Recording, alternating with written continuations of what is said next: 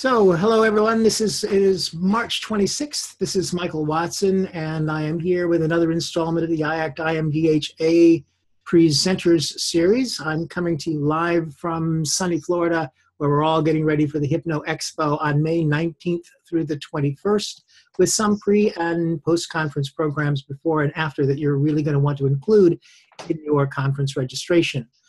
We've been talking to the folks who are presenting those special programs for the last 10 weeks. Tonight is our 11th, and then we have a few more to go. In a little while, we'll be talking with Dr. Will Horton about advanced secrets of mind control, and I will be introducing him shortly. Now, if you are a member of IACT or IMDHA, you've probably already received your conference catalog in the mail. So you may have had a chance to look over the programs. So when you've decided which ones you're interested in, then just go ahead and get your registration taken care of. You can get all the details and register online at www.hypnoexpo2017.com. Tonight's program is being recorded and it'll be posted online tomorrow. You can find it at the same website, hypnoexpo2017.com. At the top of the page, pull down the media tab, and you can open the Hypnocaster, where you'll find a list of all of the recordings that we've done in this series. You can also find them under the Conference tab, where you'll find teleconferences. And for the members, you can also find them on the Mind Matters forum. In fact, that one will probably be posted there before the end of the day today. You can get CEUs for being here tonight, if you didn't know that. You're here for an hour, so you can get an hour. Just claim yours by going to the website for IACT or IMDHA, whichever one you're a member of, and log in with your user ID and password, and then you'll be directed to a page where you can list your CEUs. So you get an hour for tonight just by letting them know that you were here. And coming in the next few weeks, we've got quite a schedule for you. Next week, we will have count them guests. Sean and Sarah Carson and Jess Marion will be talking with us about the heart of Ericksonian hypnosis. And then 2 weeks from tonight, Sean Michael Andrews will be talking about how to do killer demos to get more clients. Then on the 16th of April, it'll be Jason Lynette, and his topic is Empower Your Hypnosis Business with Live Talks. And then finally, on April 23rd, Mark Andreas and I will be presenting NLP for hypnotists and hypnotherapists, and I do hope that you'll join us for all of these talks. So tonight's guest is someone that I've known for 20 years now. He is a real dynamic guy. He's a great speaker. Will is considered by many to be among the world's leading neurolinguistic programming trainers. He's a licensed psychologist, a certified alcohol and drug counselor, and a master hypnotist. And Will was one of the few non-law enforcement people that was ever asked to attend the FBI Crisis Hostage Negotiation course at the FBI Academy. His passion for NLP and hypnosis come from personal experience. Not only has he used NLP and hypnosis to overcome alcohol addiction, he's also used these techniques to win numerous karate tournaments, and he works as an actor as well in TV, film, and stage. His course will be held on Friday, May 19th, and it's in his Advanced Mind Control Secrets. He promises to show you the secrets of master manipulators and cult leaders to teach you how to easily bypass the critical faculty. He promises lots of hands-on learning of the skills that people like Bill Clinton, Barack Obama, Ronald Reagan, JFK, Martin Luther King, and others have used. And he warns you that his course will alter how you communicate and your overall effectiveness beyond what you can imagine. So, welcome, Will. It's great to have you here on the call tonight. Thank you. Always glad to be here. Yeah.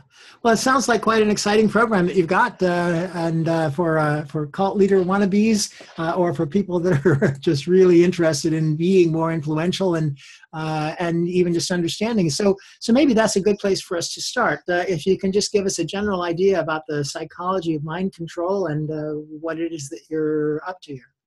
Well, whenever you use the term mind control, people start to freak out, especially in our field. But what I always find fascinating when you talk to a lot of people, one of the reasons they're interested in hypnosis and NLP, and I use those two terms interchangeably, NLP and hypnosis, because to me they're packaged together. Sure. And one of the reasons people are interested in it is because it has an element of mind control in it. And, you know, and so it depends on how you're looking at the word mind control. Does it mean like some nefarious thing, or could it be something as simple as helping someone take charge of their mind so they can overcome smoking, lose weight, stress, sports enhancement, or whatever it happens to be? Mm-hmm. Or also how to influence other people. And that's one of the great things that we study, is how to influence other people, because it doesn't matter how good your skills are. If you can't influence people to take action on what you're suggesting, it doesn't matter. So we want to look at what really gets people to take action. And to kind of segue into a topic that freaks a lot of people out, but one of the things we should study are the people that do start cults.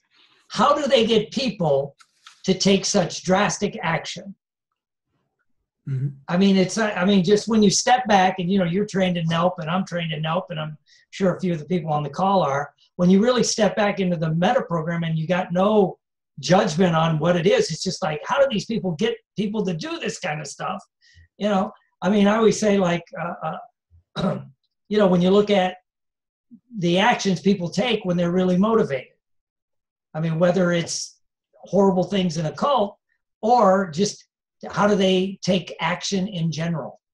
How do you get people to do this kind of thing?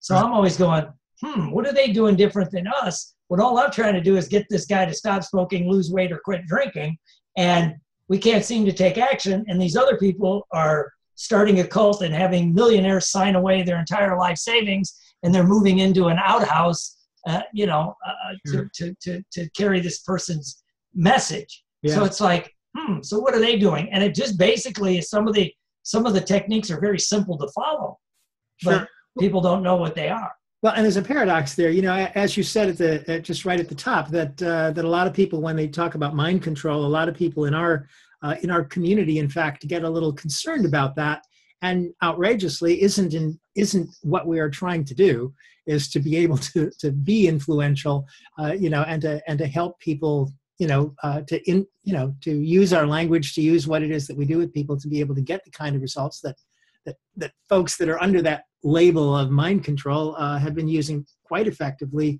all along. Oh yeah, and it's much like a lot of the stuff we do with hypnosis and NLP. I always say that the true genius is when you can take a complex idea and make it simple.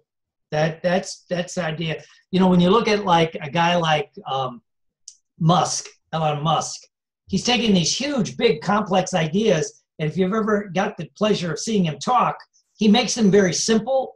He makes them very, oh, I understand that, rather than take a simple idea and make it complicated. Mm-hmm. And I think our field, and I'll just call our field out, I've seen so many people take some simple ideas, and by the time they're finishing explaining it, I'm going, I have no clue what they're talking about. And I've been in this field for almost 40 years. Yeah.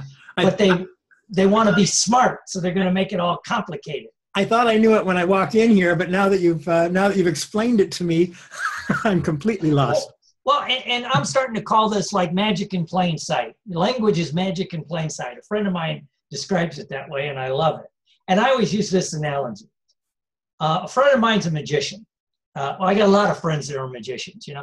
And when you look at the old world of hypnosis, the really old world, one of the things they all had in common, they were magicians. When you look at the Orman McGills and you go back, even Gil Boyne and some of these other people, they studied magic.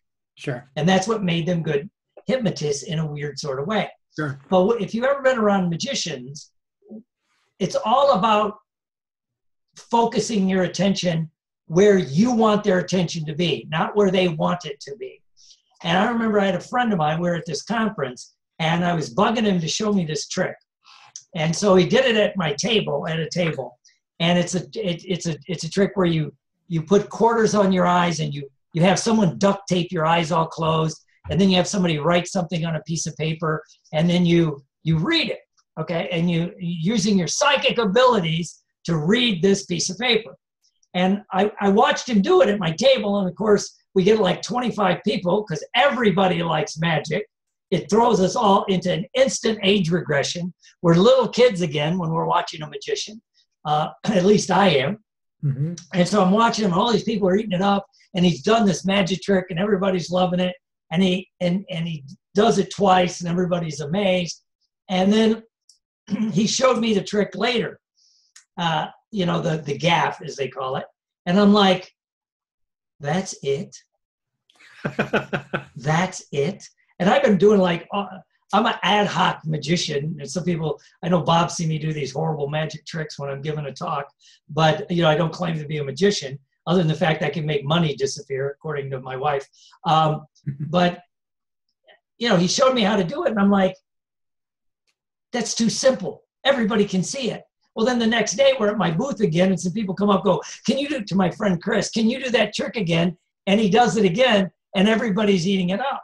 And I learned one of the most valuable lessons, which was, and that's when he said later, Will, you've got to do it in plain sight. You don't try to fool anybody.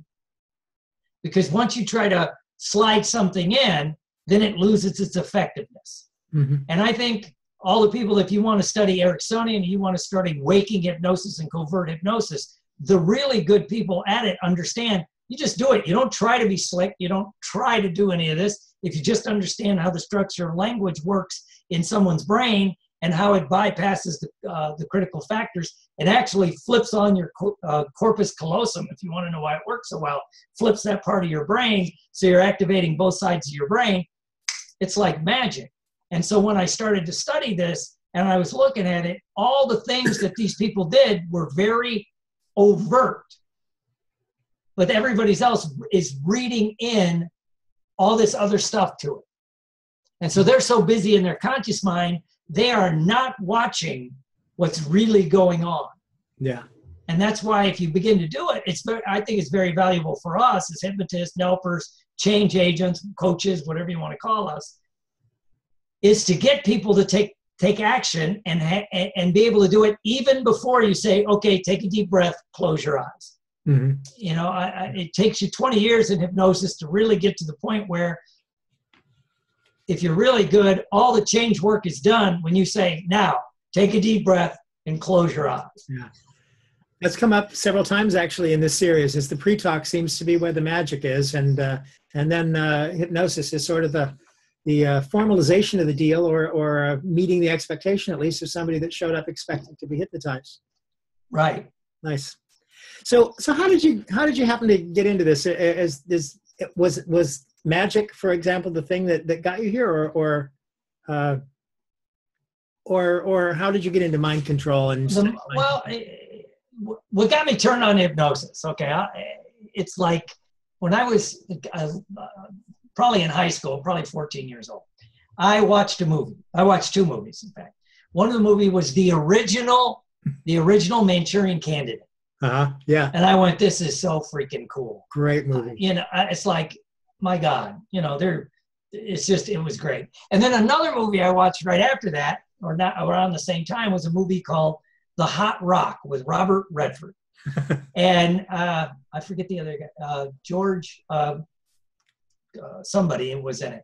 But anyway, and it used hypnosis. Of course, in the Manchurian Candidate, they used it to hypnotize these soldiers to do all this nefarious stuff. Sure. But in The Hot Rock, they used hypnosis to get a bank president to open up the wrong safety deposit box. So it was a bank robbery, and they were stealing this big diamond, a hot rock.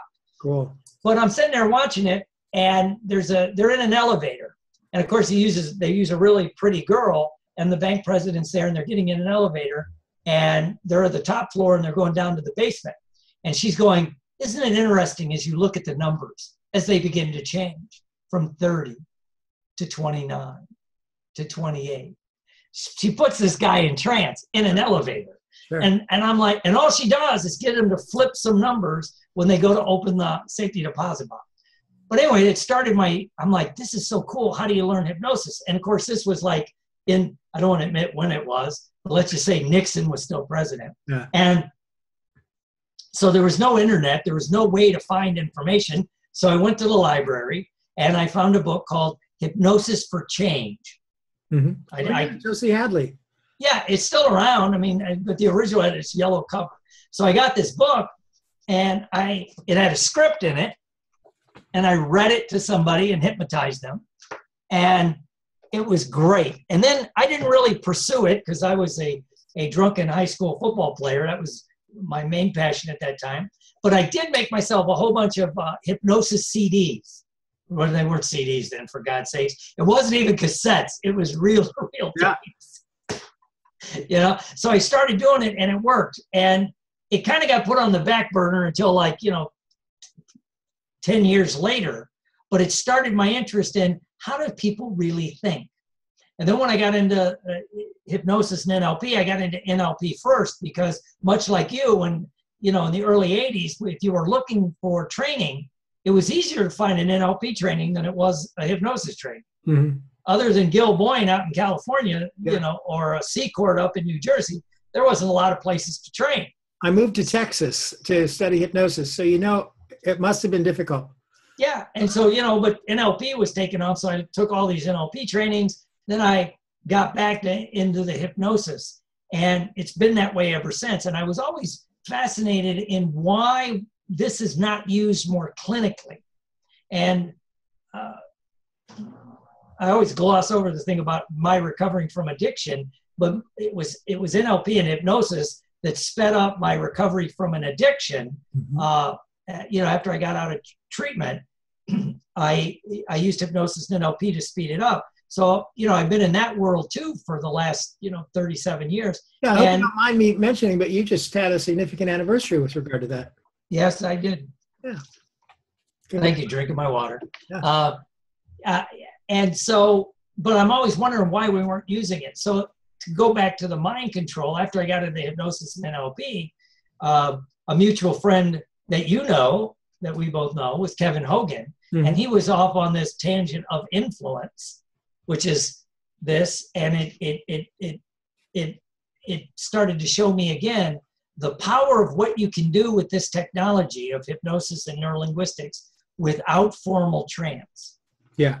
And so I started studying the people that were good at it without being official hypnotists. So that's kind of a long story of how I got into this. Well, so this is really advanced waking hypnosis, is that right? Super advanced waking hypnosis. Yeah. In fact, I was watching a speech. And this is a good one. I can demo it. You can see me. And it was Bill Clinton. I always use my Bill Clinton thing. And I actually talk about it. It's called the Bill Clinton technique. He was running for re-election in 1996. And he's giving a speech. And he comes out and he's standing there and he's talking. And he made this, whenever he made a statement about America being, and if you can remember back, I don't know the age of people on the call, the few people I see, we remember 1996.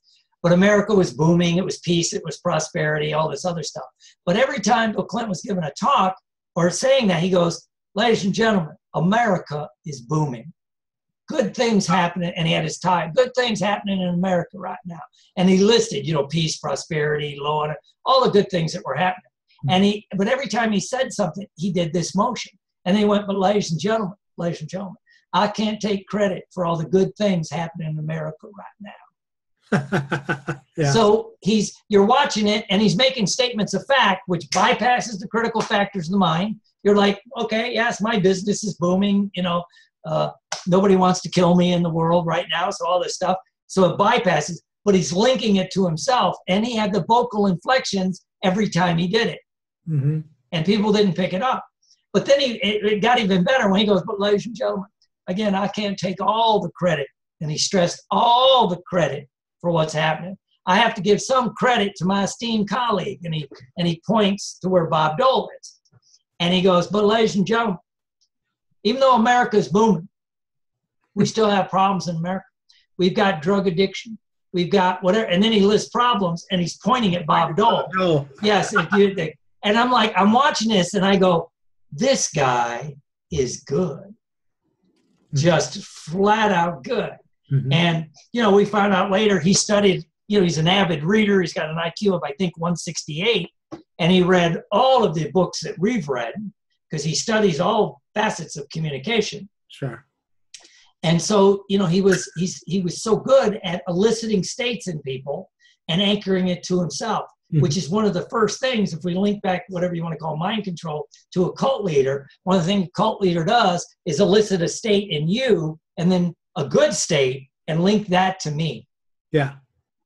So, like all your success is based on what I taught you. And you'll hear that when someone will say, I everything I am, I owe to whoever it is. Mm-hmm. Right? And it doesn't matter who it is, but I'm sitting there going, did they make, if they're a business person, did they make the phone calls? Did they do no, but it's an excellent use of how to elicit this stuff and how to use it. You could use it for good, you could use it for bad, you could use it for neutral, sure. But it's fascinating information. Sure. And because of your training and your experience, you watch those things and you wonder how they work, and you notice things that other folks might not notice. One of the things that I think is brilliant about a course like this, so I'm so glad you're doing it, is of course it will make a difference in terms of how we work with clients. I think it might also make a difference in terms of how we work with people that are trying to sell stuff to us, or sell us a bill of goods, or televangelists, or whoever it is, when we're seeing these people on TV, so that the folks that take your class, hopefully, they'll be able to sit down and watch speakers and notice the kind of things that you had been noticing all along. Well, and I always say that one of the good things when you learn NLP and hypnosis somewhat, but especially NLP, which when you get into that side of it, is it doesn't just teach you how to go into trance. It really brings you out of trance. It wakes you up because you walk around going, wow. Because you begin to notice all these little things no one else notices. Yeah. And then who's got it right? Who does it well? And I always use the analogy, the best people I've ever seen at this isn't hypnotists.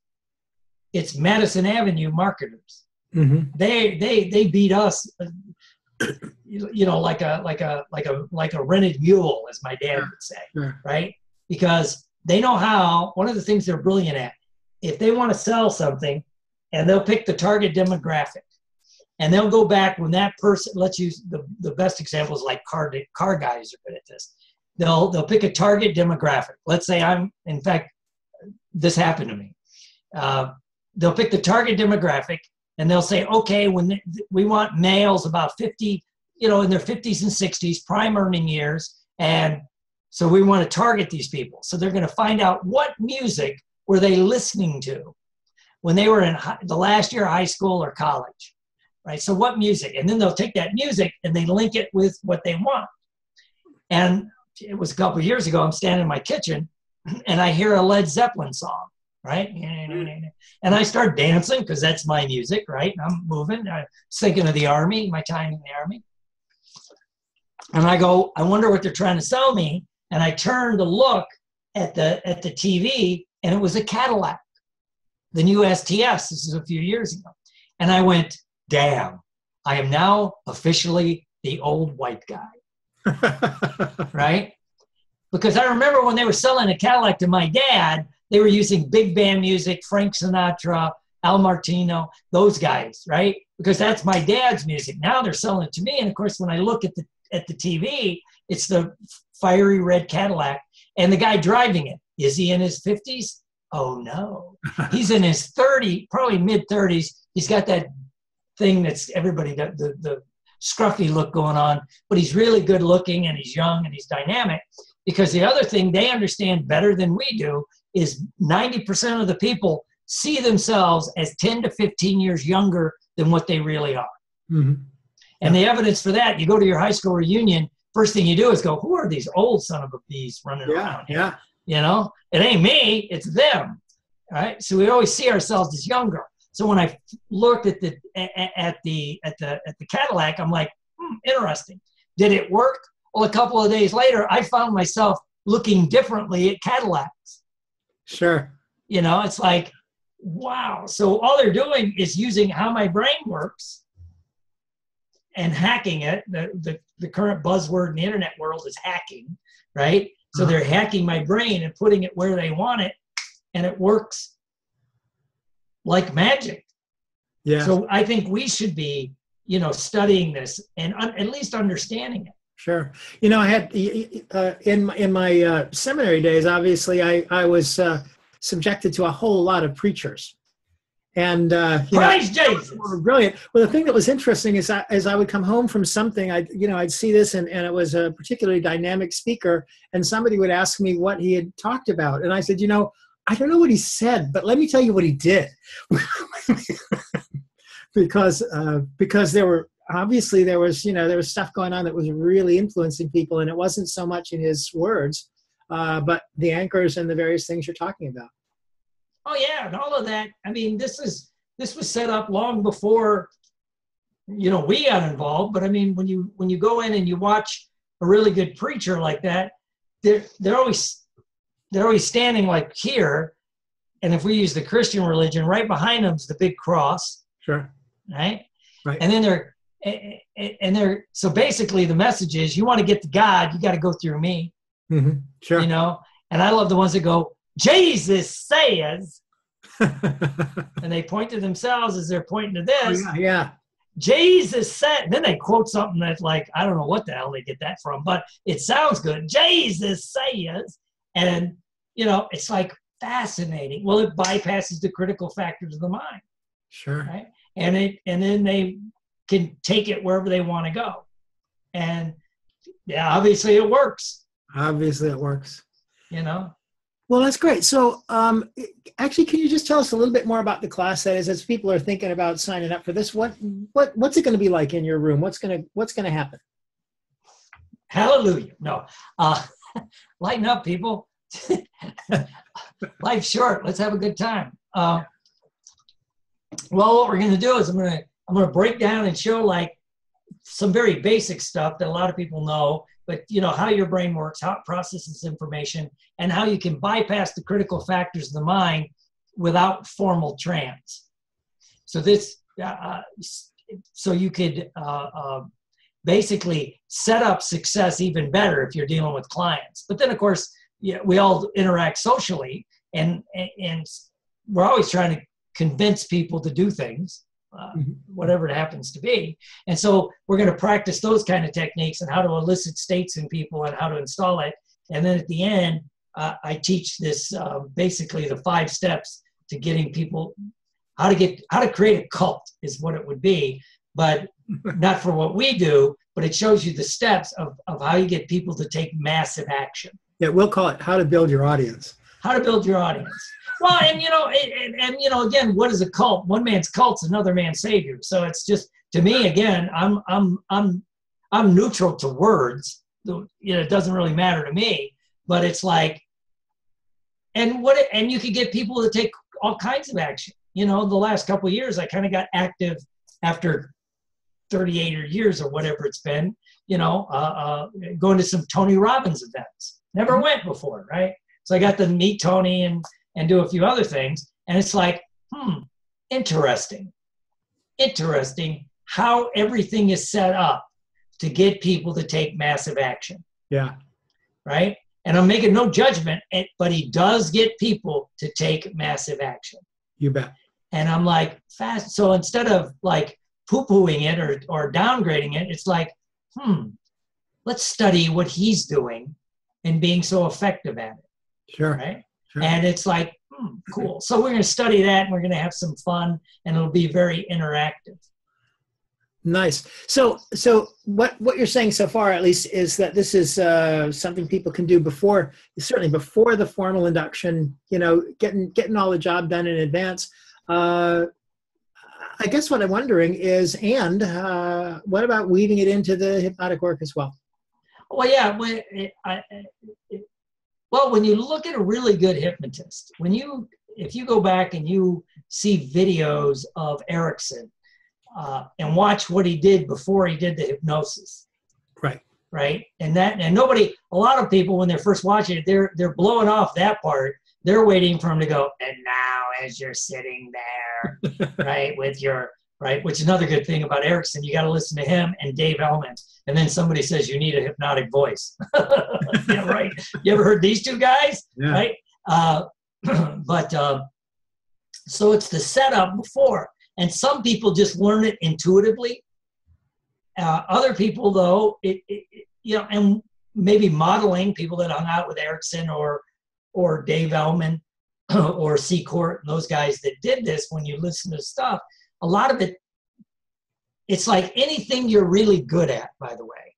If you're really, really good at it, you probably have trouble teaching it to someone else because everything you do is second nature. And once it becomes that easy, and it's kind of like if you've ever had to teach a kid to drive. I remember when I had to teach my daughter to drive, right? It was like, I thought, well, I could do it. I'm a great trainer. I know how to do this stuff. I was pulling my hair out right after I started because I forgot all those things like, make sure you double check the mirrors before you pull into traffic. Well, I didn't tell her that. So she goes to pull into traffic and we almost get hit. And I go, well, everyone knows that. She goes, you didn't tell me that. Well, it was a step I skipped because I just do it intuitively. So that's the word couldn't find. Anything you do intuitively, it's hard for you to teach. That's why they say Michael Jordan has said he will never coach basketball because he can't understand how people don't do what he does. Yeah. Well, unless you got his intuitive skills and his genetic stuff, he can't teach that. It's a different skill set. Nice. So just curiously, I mean, this is great. Obviously, in hypnosis, it's great before the induction, as you're saying. It's great to help people take massive action, as you said. By the way, I was really influenced by Werner Erhard and the S folks as well. So I've got a lot of memories of some really elegant work from the front of a room that did in fact get people to do amazing things. There's no question about it, and it made a lot of difference for me. And yet I escaped. Is the way that I described getting away from that organization. But so here's another thing I wonder. Just in the context of social settings, what does this have to offer outside of hypnosis and outside of therapy? Well, the biggest thing it can do is it helps you really begin to, when you look at other people, you begin to decode how they're thinking a lot quicker on one level. So you can decode how you're, not what you're thinking. To me, that's irrelevant. I want to know how you're thinking it. If I know how you're thinking it, then I can package what I want to help you, influence you, do whatever I need. The second thing is it helps you decode, what gets that person to take action. Because when it really works well, to me, if you're really good at influencing at this level, the trick is to get other people to do what you want and have them think it was their idea. Yeah. If you can go in, get them to make the change or do whatever it is, and then when they say, yeah, but it was my idea, that's elegance in action. But I warn people, it's not for everybody, because it kind of hurts your ego when you've done all this elegant work with somebody with waking hypnosis, even formal hypnosis. And then when after they make the change, they go, it wasn't hypnosis. I was just whatever, ready to quit, make the change, do whatever. So, yeah. But it helps set it up, right? And then it also helps you come across as much more empathetic and charming if you do it right. And the side effect of learning it this way, and of course, any kind of the advanced rapport skills that we teach, I know you teach in your NLP, I teach in mine, the side effect is people think you're smart, whether you are or not. Right? They begin to assume you're much more intelligent than what you are. Yeah. Well, if you get them to agree with you, I know anybody that I agree with must be smart. And everyone thinks that they're smart. So if you're like me, I'm like you, you're on your way. Great. Well, this is great. So Will, what we're talking about here is something that can help people improve their hypnosis. It can help them improve their communication skills and even enhance their relationships. So good stuff. The time is flying by, so I want to give people a chance to ask some questions if they'd like to do that. I need to just give you minimal instructions here and remind you all that if you open up that participants box, down at the bottom of it, you will see an option that says raise hand. So raise your hand if you have a question. Another choice for you would be to just open the chat box, and if you just type in the chat box, I have a question, that's good enough for me to know, and I'll be able to open up your microphone, and then you will be able to to ask Will your question. So please do that. And while you're getting your questions ready or figuring out how to navigate through the system, I want to make sure, Will, because I know this is a special event that's coming up, and we're looking forward to. Oh yeah, and all the people that take my class, I'm going to get you 2 books. You know, one is called Mind Control: How to Get Others to Do What You Want, have them think it was their idea. That's where I got that. And the second is the psychology of the secret psychology of persuasion, which is a little booklet I just came up with. And so the people that take the class will get those books. Great. Excellent. Because I feel your pain. Let me help you. Thank you, Mr. Clinton. Yes. That'll be lovely. All right. Well, the questions aren't pouring in just yet, and they often don't. So that's perfectly all right. I want to find out if there's anything else too that you want to make sure that we've. Well, here's a go away gift, right? All right. Here's something you can say, and you got to get to the point where you can say it without thinking about it, because whenever you learn these kind of techniques, much like waking hypnosis and that, when you first learn them, just like your first induction, you get a little bit overly critical of it. Mm-hmm. But the statement is, and let it roll off your tongue when you're talking to people. Like I see one person here, Sharon, I know that you, like me, really want to improve yourself.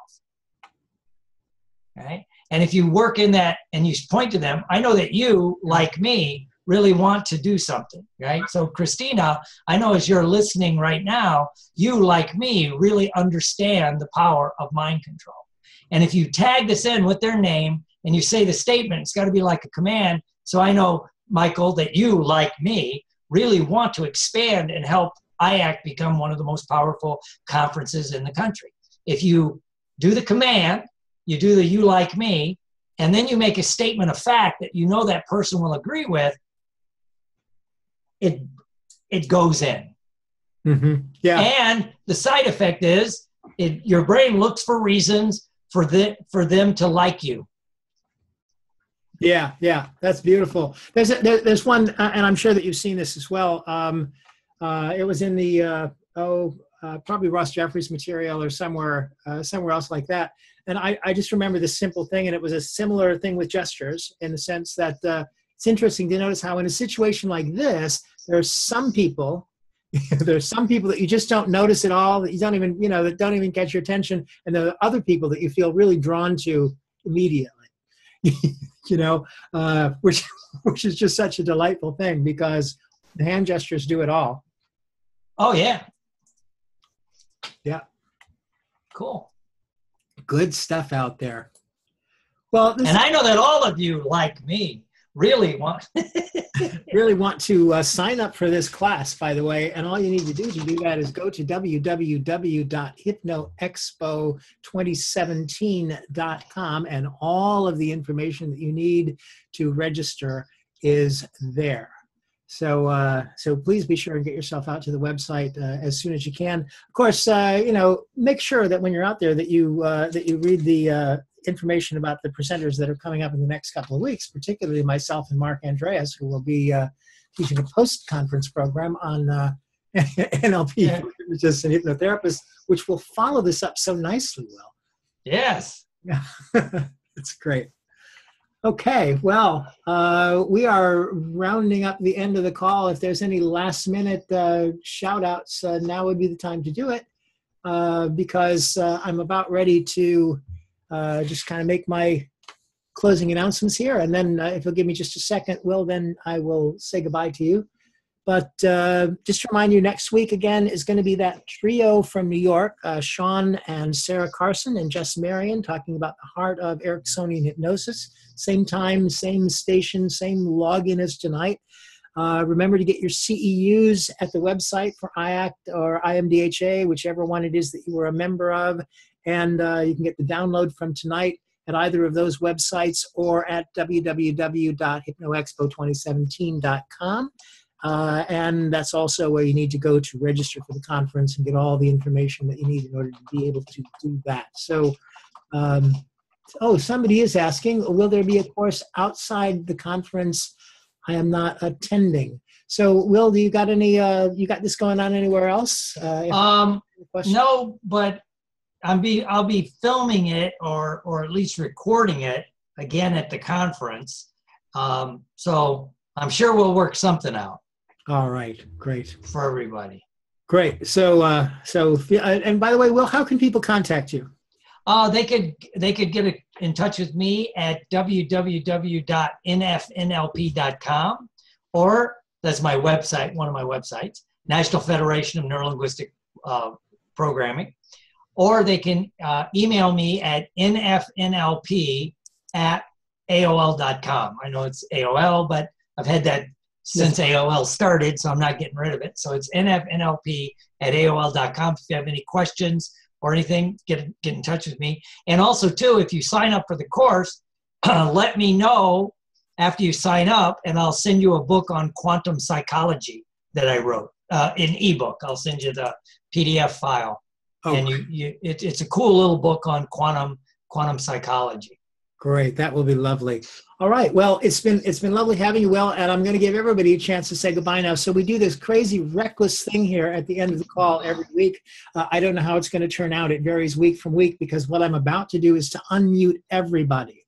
So among the cacophony, folks will be shouting you good wishes and blessings and all of that, and just feel free to let it bathe your auditory channel with love and affection from all of us. We're looking forward to seeing you in Daytona. So thanks again, and good night to everybody. Great session. Thank you. Good night. Good night. Thank you. Good night. Okay. Good night. Bye-bye. Thanks again, Will. Bye-bye. Have a good night.